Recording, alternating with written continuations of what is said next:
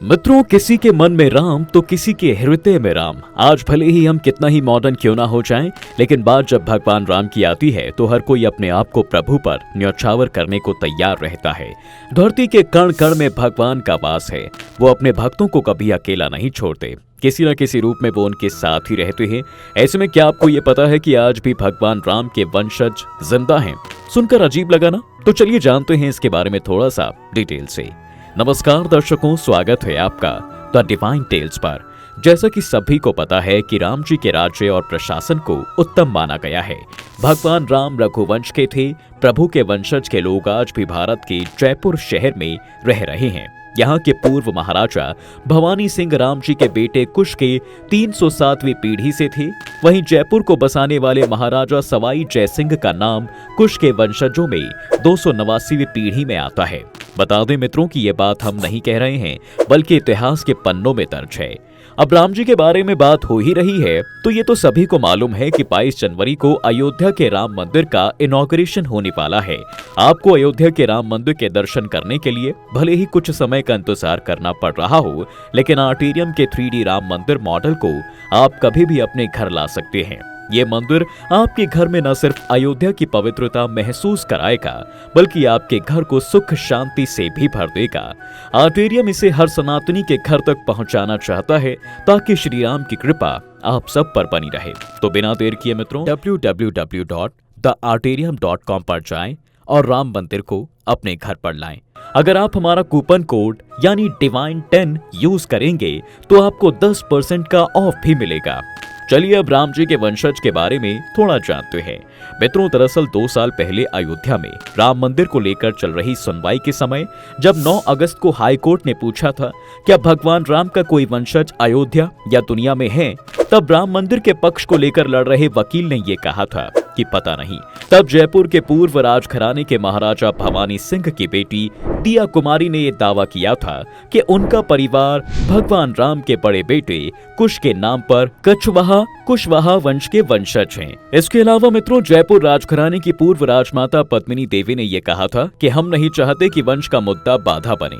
राम सबकी आस्था के प्रतीक हैं, इसलिए हम सामने आए हैं कि हाँ, हम उनके वंशज हैं और इसके दस्तावेज सिटी पैलेस के पोथी खाने में हैं। पूर्व राजकुमारी दिया कुमारी ने अपनी बात साबित करने के लिए सबूत भी दिए हैं। उन्होंने एक पत्रावली दिखाई जिसमें भगवान राम के वंश के सभी पूर्वजों का नाम क्रमवार दर्ज है। इसी में 289 के वंशज के रूप में सवाई जयसिंह और 307वें वंशज के रूप में महाराजा भवानी सिंह का नाम लिखा हुआ है। इसी के साथ ही पोथी खाने के नक्शे भी मिले हैं। कहते हैं मित्रों, 9 दस्तावेज 2 नक्शे ये साबित करते हैं कि अयोध्या के जयसिंहपुरा और राम जन्मस्थान सवाई जयसिंह द्वितीय के अधीन थे। 1776 में नवाब वजीर असफउद्दौला ने राजा भवानी सिंह को यह हुक्म दिया था कि अयोध्या और इलाहाबाद स्थित जयसिंहपुरा में कोई दखल नहीं दिया जाएगा।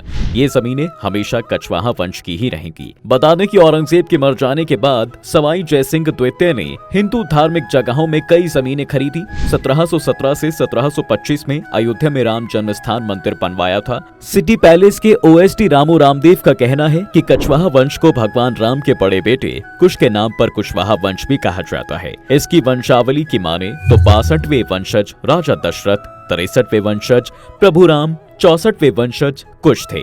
289वें वंशज आमेर जयपुर के सवाई जयसिंह, ईश्वरी सिंह और सवाई माधो सिंह और पृथ्वी सिंह हुए थे। वहीं भवानी सिंह 307वें वंशज थे। इतना ही नहीं मित्रों, फेमस हिस्टोरियन आरनाथ की book the Jaisinghpura of Sawai Raja Jaisingh and Ayodhya के अटैचमेंट 2 के मुताबिक अयोध्या के राम जन्म स्थल मंदिर पर जयपुर के कछवाहा वंश का ही अधिकार था। इतिहासकारों के हिसाब से जयपुर की बसावट के पहले जौहरी बाजार में राम जी का मंदिर बनवाया गया था, जिसका नाम राम लला जी का रास्ता रखा गया। कहते हैं मित्रों, सिटी पैलेस में सीताराम द्वार में पहुंचकर जयपुर के महाराजा भगवान के सबसे पहले दर्शन करते थे। युद्ध और राजा की सवारी में सीताराम जी का रथ सबसे आगे रहता था। और तो और यहाँ रियासत के सरकारी परवानों पर सीतारामो जयती लिखा जाता था। बता दें मित्रों कि जयपुर को 9 चौकड़ी में बसाया गया था, जिसमें एक चौकड़ी का नाम भगवान राम की चौकड़ी रखा गया। चांदपोल बाजार और हवा महल बाजार में राम मंदिर बनाए गए। इसी तरह सवाई जयसिंह ने राम जी की ही तरह जयपुर में स्थापना के समय राजसूर्य अश्वमेध यज्ञ भी करवाया। बता दें मित्रों कि राम जी ने राजकुमार कुश को दक्षिण कौशल, कुश स्थली कुशावती और अयोध्या राज्य सौंपा, तो वहीं लव को पंजाब, लव ने लाहौर को राजधानी बनाया। तक्षशिला में भरत के बेटे तक्ष, पुष्करावती पेशावर में पुष्कर को राज मिला। हिमाचल में लक्ष्मण जी के बेटों का शासन था। मथुरा में शत्रुघ्न के बेटे सुबाहु को दिया गया, तो उनके दूसरे बेटे शत्रुघाती को भेलसा विदिशा के सिंहासन पर बैठाया गया। कहा जाता है कि राजा लव से राघव राजपूतों का जन्म हुआ, जिनमें बडगुजर, जयास और सिकरवारों का वंश चला, जिसकी दूसरी शाखा थी सिसोदिया राजपूतों वंश की, जिनमें बैचला, बैसला और गहलोत यानी गुहिल वंश के राज हुए। कुश से कुशवाहा राजपूतों का वंश बढ़ा। आगे चलकर कुशवाहा, मौर्य, सैनी, शाक्य संप्रदाय की स्थापना मानी जाती है। और तो और सूर्य वंश भी कुश वंश से ही निकला। कुश की ही 50वीं पीढ़ी में शलय है, जो महाभारत युद्ध में कौरवों की तरफ से लड़े थे। जो लोग खुद को शाक्य वंशी कहते हैं, वे भी भगवान राम के ही वंशज हैं। इसी के साथ आपको अब बताते हैं कि कैसे हुई लव कुश की मौत। मित्रों, जैसा कि सबको पता है कि जब माता सीता धरती माँ की गोद में समा गई थी, तब कुछ सालों बाद प्रभु राम को लेने यमराज आए थे और उन्होंने राम जी से विनती की कि प्रभु, धरती पर आपका समय पूरा हो चुका है, आपको बैकुंठ के लिए चलना होगा। यमराज की बात सुनकर प्रभु राम अपने भाई भरत को अयोध्या का राजा बनाना चाहते थे, लेकिन भरत राजा बनने के लिए तैयार नहीं हुए थे। जिसके बाद उन्होंने राम जी के बेटे कुश को राजगद्दी सौंपी, स्वयं सरयू नदी में जाकर जल समाधि ले ली। बता दें कि राजा भरत के दो बेटे थे, ताश और पुष्कर। लक्ष्मण के बेटे थे चित्रंगद और चंद्रकेतु। शत्रुघ्न के बेटे थे सुबाहु और शूरसेन। पहले मथुरा का नाम ही शूरसेन था। लव और कुश रामजी और देवी सीता के जुड़वा बेटे थे। प्रभु राम के जाने के बाद दक्षिण कौशल प्रदेश यानी छत्तीसगढ़ में कुश और उत्तर कौशल में लव को राजा बनाया गया। मान्यताओं के अनुसार लव ने लवपुरी नगर की स्थापना की, जो आज के समय में भारत के पड़ोसी देश पाकिस्तान के शहर लाहौर में है। यहाँ के एक किले में लव का एक मंदिर भी बना हुआ है। वहीं मित्रों, आपको बता दें कि लव और कुश अपने पूर्वजों की तरह पराक्रमी राजा तो नहीं थे, क्योंकि उन्होंने सांपों को मारने की कोशिश की थी। हुआ दरअसल ये था कि एक बार सांपों ने ऋषि अगस्त्य द्वारा राम जी को दिया बहुमूल्य पत्थर चुरा लिया था। एक बार दुर्जय नाम के एक असुर ने स्वर्ग पर आक्रमण कर दिया था और ये परंपरा सदियों से चली आ रही थी कि हमेशा से स्वर्ग की रक्षा करने के लिए किसी अयोध्या रघुकुल को ही कमान संभालनी पड़ती थी। जिसके बाद राजा कुश और असुर दुर्जय के बीच भीषण युद्ध हुआ था। उस भयानक युद्ध में राजा कुश वीरगति को प्राप्त हुए थे। बता दें कि रघुकुल में राजा कुश ही ऐसे सबसे पहले राजा थे जो किसी युद्ध में हारे थे, क्योंकि उनके साथ कोई भी ऐसा राजा नहीं था जिसे किसी भी युद्ध में हार मिली हो। अब राजा कुश के मरने के बाद उनके बेटे अतिथि को राजा बनाया गया। अतिथि अपने पूर्वजों की तरह एक वीर शासक और योद्धा था। कुलगुरु वशिष्ठ मुनि की अगुवाई में उन्होंने अच्छे तरीके से राज किया और अपने पूर्वजों के गौरव को आगे बढ़ाया। वहीं अतिथि के बाद उनके बेटे निषद राजा बने। वो भी अपने पूर्वजों की तरह ही प्रतापी राजा थे और अयोध्या के लिए हमेशा तत्पर रहे थे। उनके बाद उनके बेटे नल को राजा बनाया गया, लेकिन राजा नल को राजपाट में कोई रुचि थी ही नहीं। जिसके बाद वो राजपाट को त्याग कर कुछ ऋषि मुनियों के साथ जंगल की तरफ तपस्या करने चले गए थे।